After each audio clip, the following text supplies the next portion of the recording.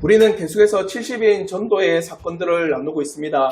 그러면 오늘 이 본문의 말씀은 주님께서 그 70인 전도인들이 보고를 한 후에 이루어진 현상들을 보고 주님께서 어찌 보면은 그들에게 참으로 이렇게 된 일이 하나님의 뜻입니다 라고 하면서 외치는 말씀입니다. 그러면 우리가 70인 파송의 사건을 잠시 살펴보면 우리가 끊임없이 첫 번째로 살펴봤던 게 왜 주님은 파송하셨느냐. 그는 6개월의 공생의 사역기간 가운데서 복음의 시급성이다.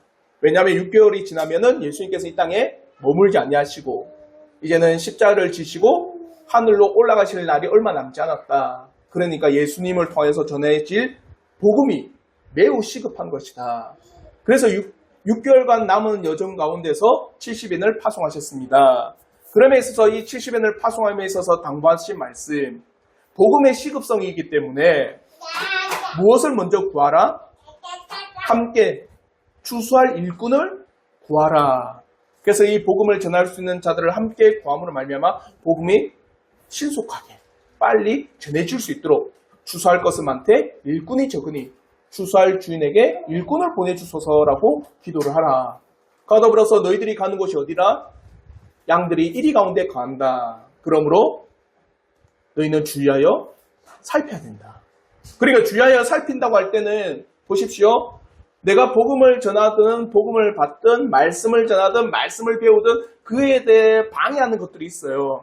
그게 사람의 관계라든지 아니면 일상의 바쁨이라든지 수많은 업무적인 일들이 우리에게 넘쳐날 때 복음을 배우든 복음을 듣든 복음을 외치든 복음을 받아들이는데 매우 방해가 된다는 겁니다. 그러니까 복음을 전하는 자들에게 있어서 시급하게 복음을 전하는데 방해거리가 있어요. 때로는 그것이 많은 물질적인 것이 방해가 된다면 너희는 그것을 끊어내는 용기. 그와 더불어서 복음을 전함에 있어서 수많은 사소한 그런 관계들을 있다면 그것도 끊어내는 용기. 그러니까 이 복음의 시급성 앞에 복음을 받고 복음을 배움에 방해되고 사소한 것이라고 할지라도 그것을 단호하게 끊어내는 용기가 있어야 됩니다. 그러니까 파송자들에게 두보로또 가지지 마라. 돈을 넣을 수 있는 전대도 가지지 말라. 왜? 방해가 됩니까? 복음을 전함에 이것이 사소하다고 할지라도 그것이 복음을 전함에 있어서 회방거리가 된다면 그것을 과감하게 끊어내야 된다는 거예요. 이게 당부한 말씀입니다. 그와 더불어 이 복음을 전하는 이 70인들에게 하신 말씀, 해야 될 일. 첫 번째 뭐였습니까? 평안의 복음을 전하라. 복음 파송자니까 당연하게 평안의 복음을 전하는 겁니다. 그와 더불어서 복음을 배우는 자와 복음을 전하는 자가 해야 될 이 의무. 복음을 전하는 자는 자신의 이익을 따라 옮기지 말고 하나님께서 주시는 가운데, 하나님께서 보내시는 가운데 그곳에서 복음을 전해야 될 의무가 있고 복음을 듣는 자들은 복음을 전하는 자들의 필요들을 그 소용들을 그들이 감당하고 그래 말미암아 그 복음을 전하는 자들의 생활적인 부분들을 책임지고 그래서 이 복음을 전하는 자와 복음을 받는 자들이 함께 주의 나라를 핵심적으로 갖고 나가야 될 그런 의무가 있다. 아시겠죠? 그와 더불어서 이제 복음의 사실에 대해서 영접하지 않는 자들에 대한 경고도 하셨습니다. 어떤 경고하셨습니까? 두로와 시돈과 소돔에 전했다면 차라리 그들이 죄에 앉아 회개했을 것이다.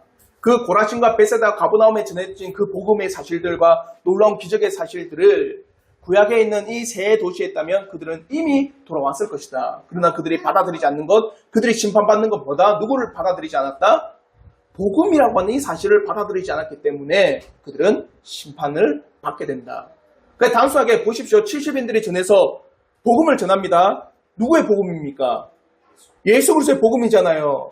그러면 70인이 전하는 것은 예수 그리스도의 복음이고 그러면 70인들의 말을 거부한다는 것은 누구를 거부한다는 겁니까? 예수 그리스도를 거부하는 거고 그러면 예수 그리스도를 거부한다는 것은 예수 그리스도를 보내신 하나님 아버지를 거부하는 겁니다. 그러니까 이게 엄중한 사실이라는 거예요. 그들의 심판을 피할 길이 없다라는 겁니다. 그와 더불어서 우리가 지난주에 나눴던 것은 그 사역 보고를 통한 어찌 보면 70인들은 매우 기뻐했습니다. 맞죠? 하나님의 일이 이루어지는 걸 보고 기뻐했습니다. 근데 주님은 그보다 더 기쁜 일이 있다. 뭐가 더 기쁘다 했습니까? 첫째는 내가 너희와 함께 있다는 사실. 너희들이 그렇게 권능을 행할 수 있었던 것은 무엇이냐? 내가 너희에게 권능을 베풀었고 그리고 너희를 해할 자가 없는 게 왜 그런 줄 아느냐? 내가 너희와 함께 있기 때문에 너희를 해할 자가 없다. 이것이 진정 기쁜 거예요. 또 기쁜 게 뭡니까? 너희의 이름이 어디에 기록되어 있다? 하늘에 기록된 것을 가지고 기뻐하라. 그래서 너희가 복음을 전했기 때문에 너희의 이름이 하늘에 기록된 것이 아닙니다. 우리의 행위로는 하나님 나라에 우리의 이름이 기록되지 않습니다. 하늘에 우리의 이름이 기록되어 있다는 건 뭡니까? 보십시오. 세상 사람과 그리스도인의 가장 큰 가치는 어디에 둘까? 세상 사람들의 그 가치와 기준은 어디에 있을까요? 이 세상에 있습니다. 그러니까 그들이 제일 기뻐하는 건 뭡니까? 이 세상에서 어떻게 내가 성공하든지 아니면 이 세상에서 내가 어떻게 잘 먹고 잘 살 수 있는 이게 제일 핵심적이고 기쁜 일입니다. 이건 당연한 겁니다. 근데 하나님의 택하신 백성들은 어디에 기쁨을 두고 있을까요? 내가 이 땅에서 때로는 역경과 고난과 어려움에 처한다 할지라도 하나님의 놀라운 뜻이 이루어지고 하나님의 복음의 사실이 전해지는 그 사실로 말미암아 택하신 백성들은 기뻐합니다. 그러니까 보십시오. 70인들이 기뻐해요. 하나님의 일들이 진행되는 걸 보고. 그러니까 이미 이들은 누구라는 겁니까? 그죠? 택한 백성이기 때문에 그걸 기뻐하는 겁니다. 그러니까 복음을 전했고 그 능력이 펼쳐져서 너희 이름이 기록된 게 아니다. 너희는 이미 하나님 나라의 백성이었고 그 하나님 나라의 백성으로 하나님의 나라를 전하니 그게 이루어진 걸 보고 기뻐한다. 그러니까 그게 증명이 된 겁니다. 그걸 기뻐하라. 그걸 하셨어요. 두 가지예요. 주님이 나와 함께 하심을 기뻐하고 내가 하나님 나라의 백성으로 하나님 나라의 시민권을 가졌다라는 그 사실에 너희가 매우 매우 기뻐하라. 그걸 우리가 나눴던 겁니다. 그러면 오늘은 우리가 나누고자 하는 것은요. 21절의 말씀을 통해서 그렇게 70인들을 통한 기쁨과 더불어서 또 누가 기뻐하시냐? 예수님께서 기뻐하세요.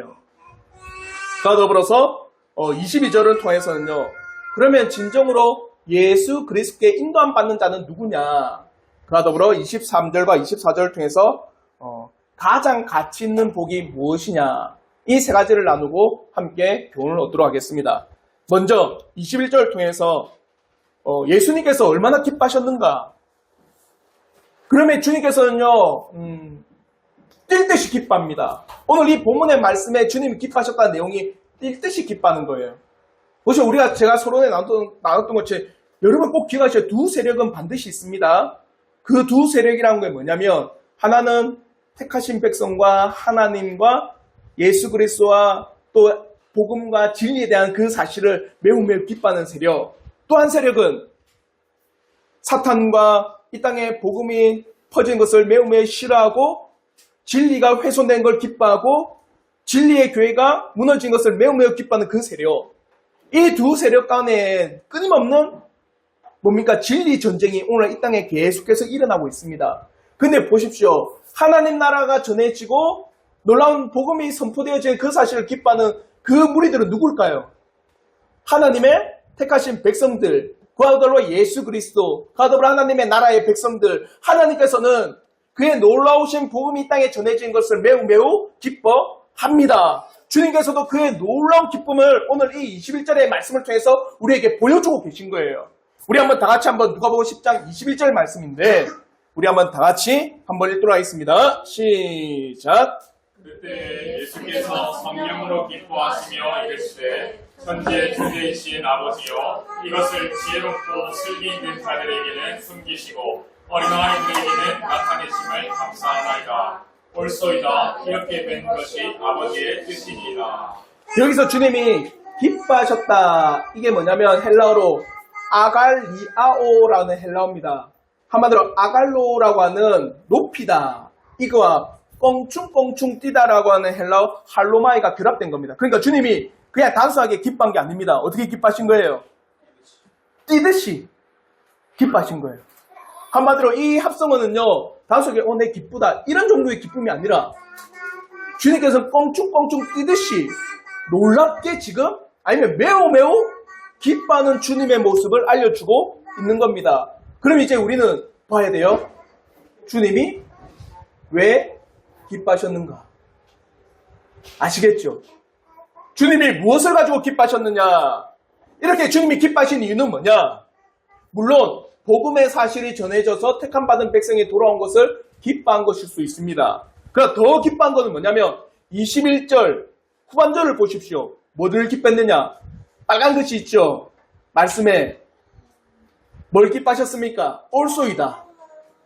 이렇게 된 것이 아버지의 뜻이니이다.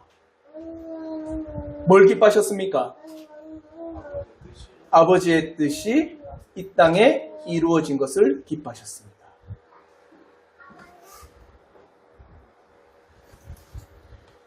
하나님의 뜻이 이 땅에 이루어진 것을 예수님께서는 매우 기뻐하셨다는 사실이에요. 그러면 아버지의 뜻은 뭡니까? 그러니까 예수님께서 아버지의 뜻이 이루어진 것을 기뻐했다면 하나님의 뜻이 뭔지를 우리가 봐야 되죠. 그러면 주님께서는 그 중간 사이에 단어를 주셨어요. 지혜롭고 슬기 있는 자에게는 어떻게 했다? 숨기시고 어린아이와 같은 자들에게 나타내심이 감사하다. 이게 어떤 뜻이다? 아버지의 뜻입니다. 그러니까 중요한 단어는 그 중간이겠죠. 주님께서 뛸 듯이 기뻐했는데 그 뛸 듯이 기뻐한 이유는 뭐냐? 하나님의 뜻이 이루어졌다. 아버지의 뜻이 이루어진 걸 기뻐했다. 그럼 아버지의 뜻이 뭐냐? 지혜롭고 슬기 있는 자들에게는 이것을 숨기셨다. 뭘 숨기신 거예요? 지혜롭고 슬기 있는 자들에게는 뭘 숨기셨어요? 복음을요. 그러나 어린아이들에게는 뭘 나타내셨습니까? 복음을 나타내신 거예요. 이게 무슨 의미일까요? 보십시오. 세상에 내가 지혜롭다. 세상에서 내가 슬기롭다. 세상에서 내가 힘이 있다. 내가 세상에서 무언가 가지고 있다. 내가 세상에서 무언가 할 수 있다라고 하는 사람이 복음을 붙든 거 보셨어요? 내가 무언가 세상에서 이루어 나갈 수 있는 능력이 나에게 있습니다. 내가 세상에서 무언가를 성취할 수 있는 능력이 내 존재 안에 있습니다. 내가 무언가 이 땅에서 일을 진행해 나갈 능력과 권세와 힘과 모든 뭡니까? 이루어 나갈 만한 모든 여건이 나에게 갖춰져 있습니다. 그러니 나는 이 땅에서 할 수 있다라고 하는 사람들이 복음을 받아들이는 경우는 없습니다. 왜 그럴까요? 내가 할 수 있다라고 여기기 때문에. 복음은 뭔지 아세요? 복음은요, 나는 할 수 없습니다라고 여기는 게 복음이에요. 복음은 끊임없이 우리 안에 있는 뭡니까? 뭘 죽이는 거예요? 태초에 죄를 지음으로 말미암아 내가 뭐가 된 겁니까?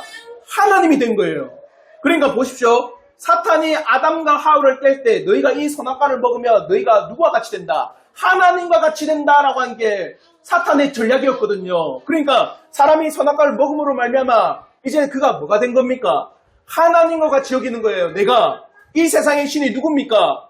나라고 여긴 겁니다. 그러니까 나에게 능력이 있으면 복음은 받아들이지 않습니다.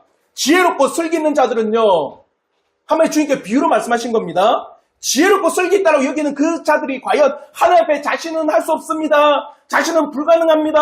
나는 그 가운데서 이룰 수 없습니다라고 여기는 사람이 있느냐? 없도다. 근데 누가 그 놀라운 복음 사실을 받아들이고 깨닫고 그 복음의 사실들을 외치느냐? 어린아이와 같다. 어린아이는 어때요? 지금도 우리 아이들이 많습니다. 이 아이들은 어떻습니까? 자기가 할 수 있는 게 있어요? 할 수 있다라고 하지만 다 실패합니다. 맞죠? 밥 먹는데 보세요. 이거는 전쟁입니다. 우리 아이들 전쟁터를 매일 삼시세끼 하잖아요. 자기가 할 거라고 숟가락 주면은 다 할 수 있나요? 근데 누가 떠먹여줘야 돼요? 할 수 없어요. 나는 할 수 없다라는 그 사실과 나는 결코 그 가운데서 나갈 수 없다라는 사실과 나는 정말 하나님 앞에 구원에 대한 놀라운 능력이 나에게는 없다라는 그 사실을 깨닫고 인지한 그 어린아이 같은 그 사람에게 뭐가 나타나는 겁니까? 하나님의 놀라운 복음이 전파되고 받아들이는 거예요. 그러니까 고린도전서 1장 27절과 29절의 말씀을 보십시오. 하나님께서 뭐라고 말씀하시느냐? 우리 한번 고린도전서 1장 27절부터 29절의 말씀 다 함께 읽겠습니다. 시작! 그러나 하나님께서 세상의 미련한 것들을 택하사 지혜 있는 자들을 부끄럽게 하려 하시고 세상의 약한 것들을 택하사 강한 것들을 부끄럽게 하려 하시며 하나님께서 세상에 천한 것들과 멸시받는 것들과 없는 것들을 택하사 있는 것들을 폐하려 하시나니 이는 아무 육체도 하나님 앞에서 자랑하지 못하게 하려 하심이라. 이겁니다. 그렇다고 여러분 이거는 주의하셔야 돼요. 그러면 이 땅에 천하고 낮은 사람만 복음을 받고 권력을 가지고 때로는 부유한 사람은 복음을 안 받는다. 이렇게 이야기하는 게 아닙니다. 그렇게 이 땅에 권력을 가지고 있고 때로는 수많은 재화가 쌓여있는 그 사람이랄지라도 어떻게 해요? 나는 불가능하다라는 사실을 인정하는 사람들. 그런 사람들에게는 뭐도 전해진다? 복음이 전해진다. 근데 태도는 다를 겁니다. 그가 가지고 있는 권력이라든지 그가 가지고 있는 모든 재화라든지 그것이 정말 깨달아지는 한마디로 택한 백성이 그것을 바라보면서 시선이 다르다는 거예요. 이해가 되십니까? 한마디로 거듭난 사람이 그 재화와 비재화, 권력이나 이런 것들을 이 땅에서 얻었다 할지라도 그것에 자신은 의지하지 않습니다. 택한 사람들은 반드시 그래요. 결코 자신이 가지고 있는 그것을 가지고 자신의 양심의 평안 찾지 않습니다. 이 세상에 얽매이지 아니하며 어디로? 하나님 나라로 그의 시선을 두며 더욱더 하나님 나라 가운데 그가 나가는 것이 아무리 땅에서 수많은 것이 자기에게 삶에 쌓여져 있더라 할지라도 택한 받은 백성은 그렇게 나가는 거예요. 그것이 이 말씀입니다. 아시겠죠? 하나님의 복음의 사실은 뭐냐? 이 땅에 낮다, 내가 할 수 없다, 내가 불가능하다, 그런 자들을 부르셔서 하나님의 복음 가운데서 그들을 부르시고 그들 가운데 세우시고 그들 가운데 놀라운 복음의 사실로 말미암아 그들을 거듭나게 하시는 거예요. 그러니 복음은요, 내가 할 수 있다고 여기게 만드는 것이 아닙니다. 복음은 나는 할 수 없습니다. 내가 할 수 없는 그 일을 누가 하셨다? 하나님께서 하셨고 하나님께서 보내신 누가? 예수 그리스도로 말미암아 이루어지게 하셨습니다. 그러니 하나님께서는 그의 뜻을 두셔서 이루는 역사는 바로 이 땅에 지혜가 있다. 이 땅에서 내가 참으로 지식이 출중하다라고 하면서 천상천하 유아독존처럼 자신을 의지하는 자에게는 복음이 받아들여지지 않습니다. 그렇게 하나님께서 뜻하신 바가 이루어지는 모습을 보고 누가 기뻐하셨어요? 예수님께서 매우 뛸 듯이 기뻐하셨습니다. 아시겠죠? 주님이 기뻐하신 거는 보세요. 우리의 죄성이라고 하는 거는 내가 하나님이 됐다는 게 제일 큰 죄성의 핵심입니다. 왜냐? 내가 하나님이라고 여기니까 이 세상에 대해서도 어떻게 여기고 있는 겁니까? 누구 중심으로 돌아간다 여겨요? 내 중심으로 돌아간다 여깁니다. 나라고 하는 자아라고 하는 이 하나님에 따른 내 자아가요, 뭐까지도 이용하는 줄 아세요? 온 세상의 만물을 다 이용하는 겁니다. 하나님께서는 그렇게 창조한 자연 세계가 아닌데도 불구하고 죄인들은 어떻게 이용하겠습니까? 그 자연 세계를 자신의 이익과 자신의 권력과 자신의 힘을 위해서 사용한 거잖아요. 이게 깨뜨려지지 않는 한 거듭나지를 못하는 거예요. 그러니까 주님께서 기뻐하신 게 뭡니까? 이게 깨어져 버린 겁니다. 네가 하나님이라고 여겼던 것들이, 네가 하나님이라고 했던 모든 것들이 뭘로 말미암아? 복음으로 말미암아 그들에게 깨어지고 무너지고 허물어져 버린 거예요. 그러니 주님이 안 기뻐하겠습니까? 하나님의 놀라운 뜻이 이루어진 것을 통해 그가 매우 기뻐하였습니다. 아시겠죠? 그러면서 주님께서는요, 뭐라 하냐? 이렇게 인도함 받은 자가 과연 누구냐? 그래서 22절을 통하여서 예수 그리스도께 인도함 받은 사람에 대해서도 말씀하고 있습니다.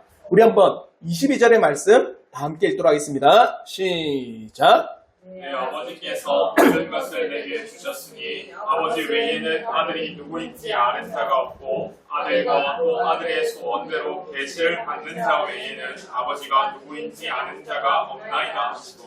자요, 예수님께 내 아버지 성부 하나님께서 모든 것을 다 주셨다. 여기서 내게 주셨다라고 하는 이 헬라어가 파레도데라고 하는 헬라어인데요. 뭐냐? 넘겨주다, 위탁하다. 그래서 모든 것을 다 누구에게 위탁하신 겁니까? 예수 그리스도께 다 위탁했다. 뭘 위탁했을까요? 뭘 위탁했을까? 구원의 사실. 보십시오. 우리는 삼위일체 하나님을 믿습니다. 맞죠? 그런데 성부 하나님의 놀라우신 계획이 있습니다. 온 천지 창조를 하신 것과 더불어서 그 가운데 섭리 가운데에서 이끌어 나가신 것과 더불어 또 누굴요? 택하신 백성들. 그래 예수 그리스도는 어떤 일을 하셨습니까? 창조의 계획을 실행하시고 그것을 운행해 나가시는, 그리고 십자가를 통해서 복음과 놀라운 구원의 역사를 이루는 일. 택함 받은 백성들은 누구의 일입니까? 성부 하나님의 놀라우신 사역의 일입니다. 맞죠? 아버지께 택하시잖아요. 근데 그걸 누구에게 맡기신 겁니까? 아들인 예수한테 맡긴 거예요. 모든 것을 다 어떻게 해요? 아들이신 예수께 위탁하셨습니다. 택하신 자들도 다 아들이신 예수께 넘기셨어요. 모든 것을 다 맡기신 겁니다. 그러니까 내 아버지께서 나에게 맡기셨다. 아버지 외에는 아들을 아는 자가 없다. 성부 하나님께서는 누구를 매우 잘 아신다? 성자이신 예수를 매우 잘 아신다. 그가 상속자고 그로 말미암아 이 땅에 구원이 이루어지고 그로 말미암아 이 땅에 놀라우신 대속의 진리가 선포되어지고 나타낸 것, 그것을 바로 아버지께서 주님 앞에 다 맡기신 거예요. 그러니까 히브리서 1장 1절부터 2절에도 그가 어떤 인물이냐, 예수가 상속자다라고 이야기하거든요. 우리 한번 히브리서 1장 1절부터 2절의 말씀 다 함께 읽겠습니다. 시작. 옛적의 선지자들을 통하여 여러 부분과 여러 모양으로 우리 조상들에게 말씀하신 하나님이 이 모든 날 마지막에는 아들을 통하여 우리에게 말씀하셨으니 이 아들을 만유의 상속자로 세우시고 또 그로 말미암아 모든 세계를 지으셨느니라. 보시오. 옛적의 선지자를 통하여 여러 부분과 여러 모양으로 우리 조상들에게 말씀하신 하나님. 그러므로 여러 모양과 여러 부분으로 조상들에게 하나님께서 끊임없이 말씀해 오셨다는 겁니다. 맞죠? 그러면 여러 모양과 여러 부분들은 우리 구약에 보면은 뭐 성막의 제도라든지 아니면 성막에 들어가는 모든 물품이라든지 아니면은 이스라엘 백성들이 가나안 땅에 들어간다든지 아브라함부터 끊임없는 그 왕의 역사 가운데서 누굴 나타내셨다? 예수 그리스도를 여러 모양과 여러 부분으로 나타내셨고 선지자 수많은 사역들 가운데서 그와 더불어서 모든 날에 누구에게? 아들을 통하여 우리에게 뭘 하셨다? 말씀하셨다. 그러면 이제 아들을 통하여서 말씀하셨다. 그러니까 여러 모양과 여러 부분은 누구를 가르치는 겁니까? 예수 그리스도를 가르치는 거예요. 그러니까 그 예수 그리스도가 우리에게 말씀하셨다. 뭘 말씀하셨느냐? 그게 중요하겠죠. 이해가 되죠? 그러니까 여러 모양과 여러 부분으로 누구에 대해서 끊임없이 계시하셨다. 하나님께서는 예수를 계시하셨다. 그럼 그 예수께서는 하나님께서 나에게 말씀하시고 명령하신 것들을 이제는 본격적으로 우리에게 말씀으로 나타내셨다. 그러면 예수께서 나타내신 이 말씀이 매우 중요하다라는 겁니다. 뭘 말씀하셨느냐? 그러면 이 아들을 만유의 뭐로? 상속자로 세우시고 또 그로 말미암아 모든 세계를 지으셨느니라. 이걸 말씀하셨다는 거예요. 아시겠죠? 그러니까 옛적 우리 선지자들이, 구약에 있는 그 선지자들이 여러 모양과 여러 부분으로 예수 그리스도에 대해서 예표하고 예견하고 끊임없이 이분이 오신다, 이가 오셔서 하나님의 놀라운 뜻을 이루신다, 이가 와서 놀라운 구원의 역사를 이룬다라는 것을 나타내셨어요. 그런데 예수님께서 오셨습니다. 그러므로 말미암아 예수께서는요 확실한 예표로서 증거로서 나타나셨고 그가 이제 확실히 말씀하십니다. 내가 바로 뭐라? 만유의 상속자다. 내가 바로 너희들을 위한 만유의 상속자로 내가 세움을 받았다. 또 나는 누구다? 세상을 창조한 하나님이다. 이걸 나타내신 거예요. 아시겠죠? 그러니까 여기서 만유의 상속자라고 하는 것은 뭐냐? 모든 것을 다 넘겨받은 겁니다. 상속이 뭔지 아시죠? 내가 가지고 있는 모든 것을 누구에게? 내 아들에게 다 위임하고 넘겨준 걸 상속입니다. 그러니까 성부 하나님께서 모든 구원의 역사들, 구속의 역사들, 그 대속의 역사를 누구에게? 예수 그리스도 앞에 다 넘겨주시고 예수께서는 그 모든 역사를 다 완성하시고 이루시는 일들을 해 나가셨다. 이걸 바로 알려주신 겁니다. 그러므로 두 가지 사실을 배웁니다. 예수님께서는 구속의 능력이고 구원의 모든 권세가 예수님 앞에 있습니다. 그와 더불어 그가 온 세상을 창조하신 하나님이 되십니다를 우리는 배울 수가 있습니다. 오늘 22절의 말씀도 마찬가지입니다. 하나님 아버지께서 구원의 권세, 구원의 능력을 이루신 그 아들이신 예수님 앞에 모든 것을 다 넘겨주셨습니다. 그러므로 하나님 아버지께서는 예수님께서 바로 너희들이 그토록 기다리던 만유의 구원자다. 그는 아버지 외에는 알 자가 없다. 그런데 또 누가 아느냐? 22절에 또 누가 안다고 합니까? 22절 보십시오. 우리 다시 한번 22절. 내 아버지께서 모든 것을 내게 주셨으니 아버지 외에는 아들이 누구인지 아는 자가 없고, 여기까지 이해가 되죠? 아들과 또 아들의 소원대로 뭐 받은 자 외에는, 계시를 받은 자 외에는 아버지가 누구인지 아는 자가 없다. 그럼 두 분이 압니다. 두 부류가 알아요. 첫째는 아버지가 아들이신 예수가 만유의 성장을 알고 있고, 또 누가 알고 있느냐? 아들을 통하여서 계시를 받은 그 자들. 그 자가 누굴까요? 택함받은 백성들. 그 택함받아 거듭난 백성들이 성부 하나님을 알고 그와 더불어 모든 구원이 누구에게 있다? 예수께 있다라는 것을 아느니라. 자, 여기서 이제 결론입니다. 과연 예수 그리스도 앞에 나오며 예수 그리스도를 믿고 예수 그리스도를 보내신 그 아버지를 믿는 자는 누구냐? 누가 그럴 수 있다는 겁니까? 택함받은 백성들. 하나님의 택함받은 백성 외에는 아버지를 아는 자가 없습니다. 자, 여기서 보십시오. 그러니까 주님이 기뻐하신 내용과 이 말씀이 일맥상통합니다. 그러면 내가 택함받은 백성으로서 하나님과 모든 만유의 상속자이신 예수를 안다라고 하는 것은 내 능력 밖의 일입니다. 맞죠? 내가 알고자 해서 알 수 있는 게 아닙니다. 누가 알려주셔야 됩니까?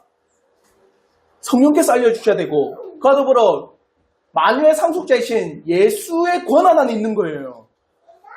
그러니까 내가 알고 싶습니다 해서 아는 게 아니고, 나는 내 능력으로 이 놀라우신 대속의 역사를 배워나갑니다 해서 배울 수 있는 게 아니고, 내가 할 수 있다고 해서 이것을 깨닫는 게 아니다. 그러니까 어린아이와 같이 나는 할 수 없습니다.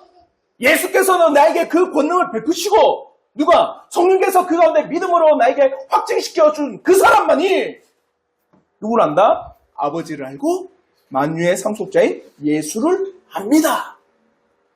자, 예수 앞에 나온 자 누굽니까? 택한 백성들. 그걸 지금 주님이 말씀하고 계신 겁니다. 아시겠죠? 그럼에 있어 진정한 복에 대해서도 23절부터 24절에 우리에게 말씀하고 있습니다. 먼저 23절을 보십시오. 우리 한번 누가복음 10장 23절의 말씀 다 함께 읽겠습니다. 시작. 제자들을 돌아보시며 조용히 이르시되 너희가 보는 것을 보는 눈은 복이 있도다. 제자들에게 뭐라고 합니까? 지금 너희가 보고 있는 이 눈이, 이 보고 있는 그것이 매우 복이 있다. 한마디로 제자들이 뭘 보고 있는 겁니까? 두 가지를 보고 있는 거예요. 첫째는 예수 그리스도를 통해서 파송한 그 70인들이 놀라운 사역의 일들이 성취된 것을 봤잖아요. 맞죠? 그래서 그들이 보고하면서 사탄이 하늘로부터 떨어지는 것을 우리가 보나이다. 그래서 사탄의 권능이 떨어지고 귀신이 쫓아내는 것을 제자들이 봤고, 또 뭘 보고 있으면 그들의 눈으로 누굴 보고 있어요? 구원자인 예수 그리스도를 보고 있는 거예요. 그 보는 눈은 매우 복이 있도다. 이 두 가지 사를 보고 있는 겁니다. 왜 복이 있느냐? 24절을 보십시오. 우리 마지막으로. 우리 한번 누가복음 10장 24절 우리 한번 다 같이 한번 읽겠습니다. 시작. 네가 너희에게 말하노니 많은 선지자와 임금이 너희가 보는 바를 보고자 하였으되 보지 못하였으며 너희가 듣는 말을 듣고자 하였으되 듣지 못하였느니라. 왜 복이 있느냐? 너희가 지금까지 그걸 보고 싶어 했던 수많은 선지자와 왕들이 보고 싶어 했으나 보지 못하였다. 근데 너희는 보고 있다는 거예요. 한마디로 선지자가 끊임없이 예표했던 구원자인 예수 그리스도.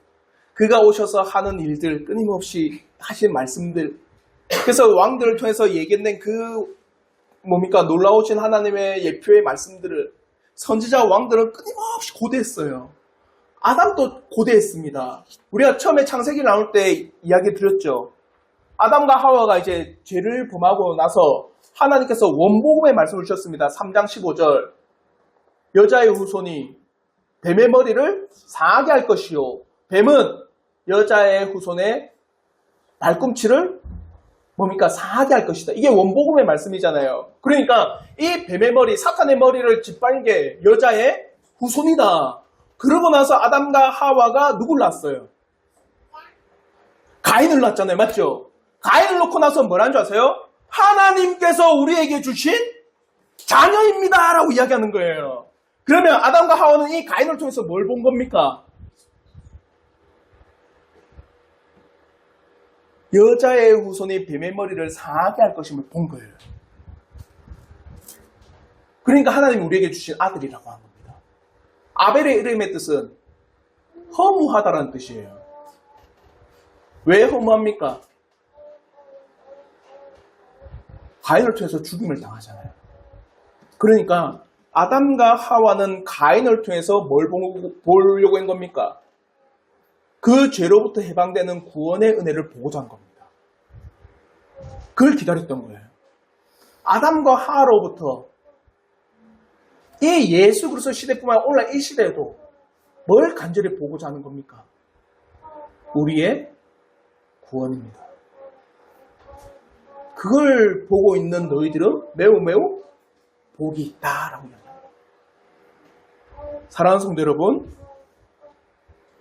여러분이 진정으로 가치 있고 복으로 여기는 게 뭔가 살펴보십시오. 나는 정말 이 땅에서 뭐가 가치가 있고 뭐가 진정 가장 바라고 복된 것인가를 이 말씀을 통해서 살펴보십시오. 그럼 우리는 이 말씀을 통해서 교훈을 얻고자 합니다. 첫째는 뭐냐? 주님이 뛸 듯이 기뻐한 것은 누구의 뜻이 이루어졌기 때문에? 하나님의 뜻이 이루어졌기 때문에. 그러면 우리도 동일해야 됩니다. 여러분 찬송하지 않습니까? 찬송 중에도 나 주님의 기쁨 되기 원하네. 그래놓고 자기의 뜻이 이루어지면 기뻐하는 것은 어불성설이에요. 그러면 안 되잖아요. 나 주님의 기쁨 되기 원하는데 놓고 내가 뭔가 이 땅에 이루어지면 기뻐하는 그건 아니잖아요. 정말 내가 주님의 기쁨 되기 원한다면 누구의 뜻이 이루어지는 걸? 하나님의 뜻이 이루어지는 것을 우리는 매우 기뻐해야 되는 겁니다. 그 하나님의 뜻이 뭡니까? 이 땅에 세우신 교회를 통하여서 하나님 나라의 복음이 전하여지고 하나님의 택하신 백성이 그 복음을 듣고 어떻게 해요? 하나님 앞에 돌아오는 그 놀라운 은혜를 우리는 기뻐하는 겁니다. 그게 우리 교회가 됐든 다른 교회가 됐든 이 땅에 주님의 몸된 교회로 세워졌다면 그들을 통하여 진리가 전해지고 그 진리가 세워지고 그 진리로 말미암아 택하신 백성이 돌아온 것을 우리는요, 뉴스를 듣든 라디오를 듣든 수많은 것을 통해서 듣든 기뻐하셔야 돼요. 아시겠죠? 그걸 진정으로 기뻐하기를 바랍니다. 두 번째로, 하나님께서 부르신 자들은 어떤 자들인가? 하나님께서 부르신 자는 누굽니까? 택함받는 백성. 그러니까 주님께서도 분명히 누가복음에 누구를 부르러 왔는지도 분명하게 말씀하셨어요. 우리 한번 누가복음 5장 31절부터 32절의 말씀 우리 한번 다 같이 한번 읽도록 하겠습니다. 시작. 예수께서 대답하여 이르시되 건강한 자에게는 의사가 쓸데없고 병든 자에게라야 쓸데있나니 내가 의인을 부르러 온 것이 아니요 죄인을 불러 회개시키러 왔노라. 보세요. 주님이 누구를 부르셨는지. 건강한 자는 의사를 찾지 않습니다. 한마디로 나는 죄가 없다. 나는 죄인이 아니다.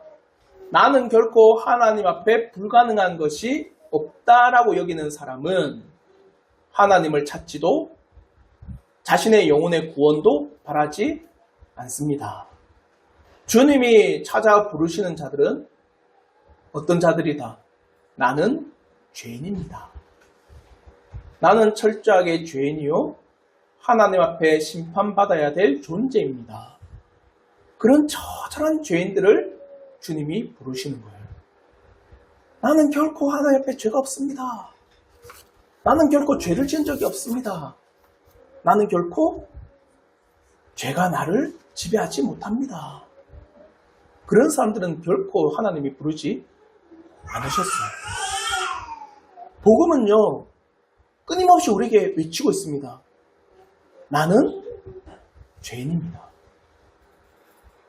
나는 죄인으로 하나님의 심판을 받아야 됩니다. 하나님의 심판과 저주가 지금 내 머리 꼭대기에 놓여져 있습니다. 그러니 하나님의 심판과 저주로부터 내가 벗어나기를 간절히 바랍니다. 그런 병든 자들에게 주님의 복음이 전해지고 외쳐지고 선포되는 겁니다. 사랑하는 성도 여러분, 주님이 부르신 자는 건강한 자가 아니라 죄인을 부르러 이 땅에 오셨습니다. 하나님의 택하신 백성들은 나는 죄인이라고 하는 그 끔찍한 사상 가운데서, 나는 철저한 죄인이라고 하는 놀라운 뭔가 두려움 가운데서 누구를 보는 겁니까? 예수 그리스도를 보는 거예요. 그 자들에게 복음이 전해지고 그 자들에게 그 복음을 통해서 나는 죄로부터 해방됐습니다라고 하는 기쁨을 맛보게 하는 겁니다. 사랑하는 성도 여러분, 하나님이 부르신 우리는 죄인입니다. 죄인인 우리를 부르셔서 복음을 듣게 했다는 사실을 꼭 기억하십시오. 그렇게 내가 죄인이라는 사실을 기억하는 그 자들이 이 한 주간을 살아갈 때 어떻게 살아갑니까? 지난주에도 나눴습니다. 하이델베르크 요리문답 86문에 왜 우리는 구원받았음에도 불구하고 선한 일을 해야 됩니까? 여기서 단순하게 선한 일이지만 뒤에 보면 뭐라냐? 감사. 왜 우리는 감사해야 됩니까? 구원받는 걸로 끝난 거 아닙니까? 근데 왜 우리는 감사해야 됩니까? 왜 감사해야 됩니까? 할 수 없는 우리를 그 복음의 사실로 말미암아 가능케 하신 하나님의 전적인 은혜이기 때문입니다. 그 은혜 가운데 내가 살기 때문에 나는 하나님 앞에 감사를 해야 합니다. 여러분의 1분 1초가 감사한 겁니다. 여러분의 하루하루가 정말 감사한 하루하루가 되는 거예요. 아시겠죠? 자, 첫째, 우리가 기뻐하는 것은 하나님의 뜻이 이루어지는 것을 기뻐합니다. 두 번째, 과연 우리를 부르신 하나님의 은혜가 뭐냐? 죄인을 불러 오셨습니다. 그 가운데 나는 어떤 존재다? 하나님 앞에 죄인입니다. 그런 우리를 부르셨어요. 아시겠죠? 이제 마지막 세 번째, 우리가 믿음의 눈으로 하나님 나라를 본다고 하는 것이 이 세상에서 가장 기쁜 일임을 믿음으로 새기십시오. 사랑하는 성도 여러분, 우리에게 가장 큰 기쁨은 하나님 나라의 백성이 되었다. 내가 택한 백성으로 하나님의 놀라우신 그 복음의 부르심 앞에 있다라고 하는 그 사실이 제일 기쁜 거 아닐까요? 여러분에게 가장 큰 기쁨은 바로 내가 하나님 나라의 백성입니다. 이 사실이 가장 큰 은혜와 기쁨이 되기를 저는 진심으로 바랍니다. 우리가 지금 가장 소망하는 우리의 구원자 예수 그리스도를 얼굴과 얼굴로 대면하여 보는 그날을 소망하며 바라봅시다. 그것은 바로 택함 받은 백성이 훗날 하나님 나라에 들어갔을 때 바라볼 놀라운 기쁨의 장면입니다. 그래서 우리가 이 땅에서 가장 크게 기뻐하며 행복하며 즐거워해야 되는 건 이 땅에 우리의 육신의 성공이 아니라 뭐라? 내가 하나님 나라의 백성으로 세움을 받았습니다. 그 사실이 내가 확신 가운데 고백되어지는 걸 우리는 매우 매우 크게 기뻐하고 즐거워하고 행복해하며 하나님 앞에 나가셔야 돼요. 아시겠죠? 뭔가 내가 더하여지고 뭔가 나에게 채워지고 뭔가 나에게 공급되어지는 것으로 내가 기뻐하고 즐거워하고 행복하며 그 모든 것에 내 목적을 두는 게 아니라 내가 이 땅에 다 뭡니까? 육신까지라도 때로는 후패해진다. 쇠하여진다 할지라도 하나님 나라의 백성으로 내가 서 있다라는 그 사실로 나는 행복해하고 즐거워하고 기뻐할 수가 있습니다. 사랑하는 성도 여러분, 이 한 주간의 이 기쁨이 여러분을 감싸길 바랍니다. 내가 과연 하나님 나라의 자녀가 되었다라는 이 사실이 이 한 주간에 여러분의 지친 육아에서도 기쁨이 되길 바라요. 이제 미운 2살, 미운 4살? 그렇게 이야기하는데 그래도 하나님이 택하셨다라는 이 사실 앞에 여러분이 정말 기쁨으로 또 이 한 주간을 감당하시는 우리 모든 주님의 자녀들 되길 주님의 이름으로 축원합니다. 아멘. 잠시 기도하겠습니다.